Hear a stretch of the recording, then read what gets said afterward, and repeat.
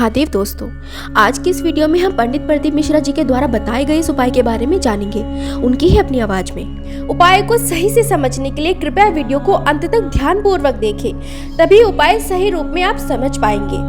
आइए पंडित प्रदीप मिश्रा जी के इस उपाय को जानते हैं। एक बात बहुत अच्छे से समझ लीजिए, जिसके घर में क्लेश होता हो, अशांति रहती हो, क्लेश रहता हो या छोटी छोटी बात पर विवाद चालू हो जाता हो, या पति पत्नी में, परिवार में, सास बहू आदि में कहीं ना कहीं कुछ अगर विवाद रहता हो, तो शास्त्र कहता है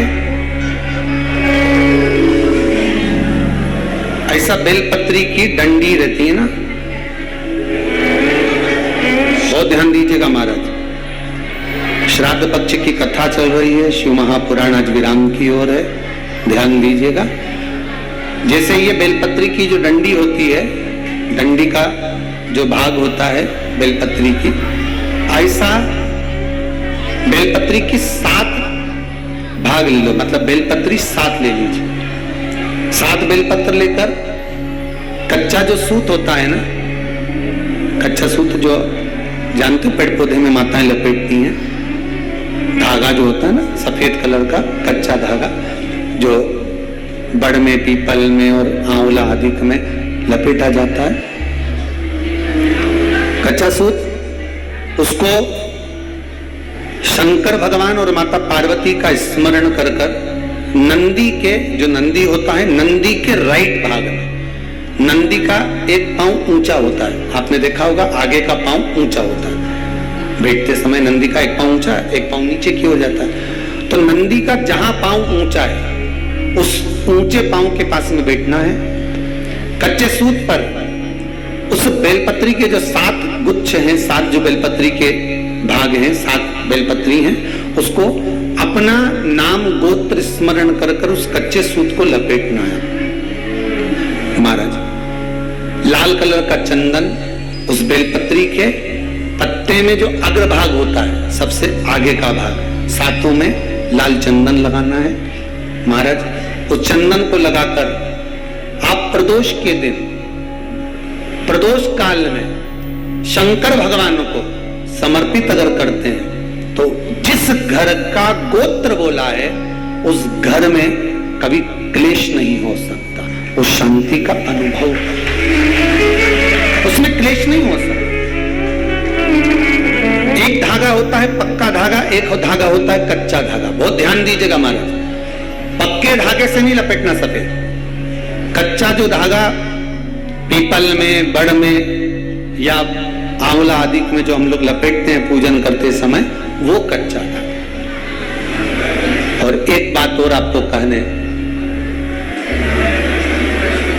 ध्यान दीजिएगा, अगर मान लो किसी पति पत्नी का तलाक तक की नौबत हो गई और तलाक नहीं कराना है, आपस में वापिस प्रेम बढ़ जाए, छोरी वापिस घर में रहे, बेटा उसको रखे, बहू रहे, आपस में प्रेम बढ़े, वो भले मायके चली गई हो, वो भले लड़का छोड़कर चले गया हो, अकेली रह रही हो और चाहती है कि मैं पति के साथ रहना है, तलाक नहीं होना चाहिए, हम दोनों में प्रेम रहे, वो संभाले मेरे को भी और मैं भी आदर करूं, वो भी आदर करे। तो मेरा निवेदन है, कच्चा जो सूत होता है, कच्चा जो धागा होता है, नंदी के ठीक पीछे बैठकर कोई साथ में आपका परिवार का कोई व्यक्ति चले जाए, जिसको अपने परिवार में वापिस रहना है, उस स्त्री हो या पुरुष हो, दोनों में से कोई भी नंदी के पीछे बैठकर सोमवार की जिस दिन अष्टमी पड़े उस दिन नंदी के पीछे बैठकर हाथ को ऐसा बंद करना है, हाथ में एक बेलपत्री रखना है, सीधी सीधी बंद कर कर 7 बार उस हाथ पर कच्चा सूत लपेट देना है, उस सूत को वापस निकाल लेना है, बेलपत्री के साथ, बेलपत्री के साथ में, तो बेलपत्री को तो अपने पास में रखना।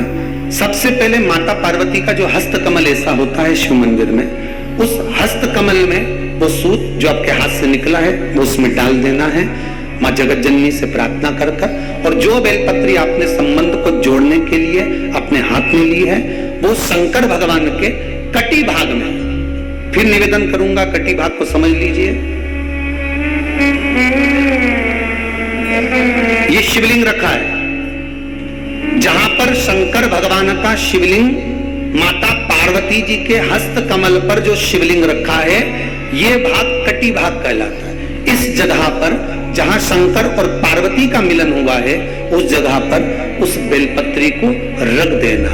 महाराज ज्यादा से ज्यादा 3-4 महीने लगते हैं, दोनों में वापिस प्रेम बढ़ जाता है, दोनों एक हो जाते हैं।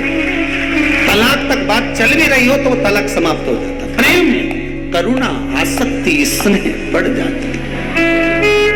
संबंध टूटने की कतार पर एक बार माता पार्वती को समर्पित तो करो अपना संबंध कि मां अब तुझे नहीं भाना।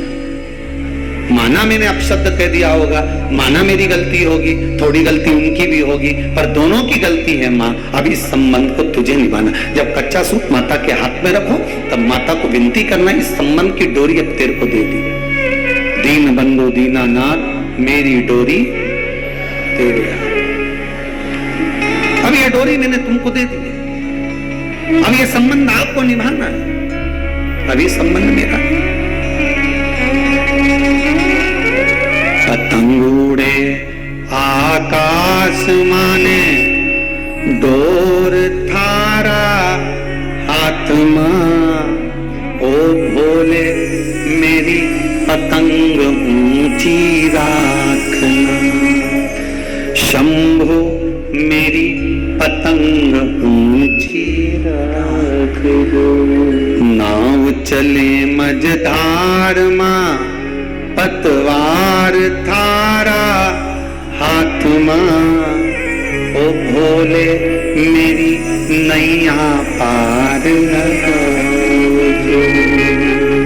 शंभो मारी नैया पार लगाओ।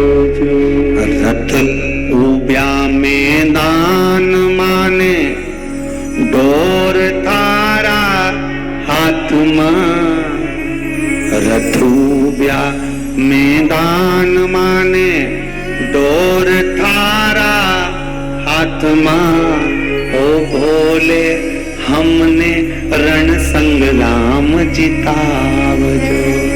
शंभो हमने रण संग्राम जितावजो। ओ भोले थारा चरण कमल मारा।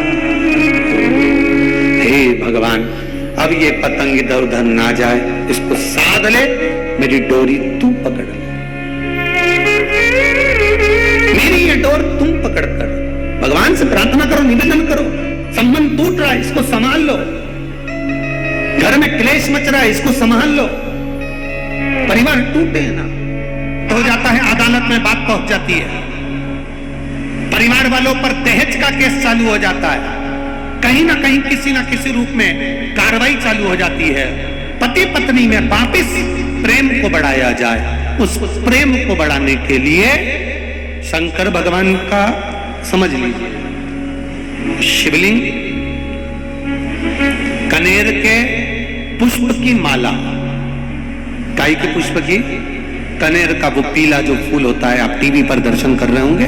कनेर के पुष्प की माला जो ऊपर जलाधारी लगी है, जिस जलाधारी में से बूंद बूंद पानी गिरता है, ये शंकर भगवान की 5 बेटियों का स्थान है। कौन कौन सी बेटी? नाम ले, जया,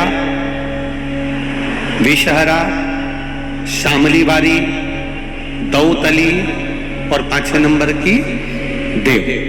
ये शिव जी की 5 लड़की है जो पानी बूंद बूंद नीचे गिरा रही है। शंकर भगवान की बेटियों के स्थान से। प्रदीप मिश्रा जी के ये उपाय आपको पसंद आए हो तो ज्यादा से ज्यादा लाइक और शेयर करें।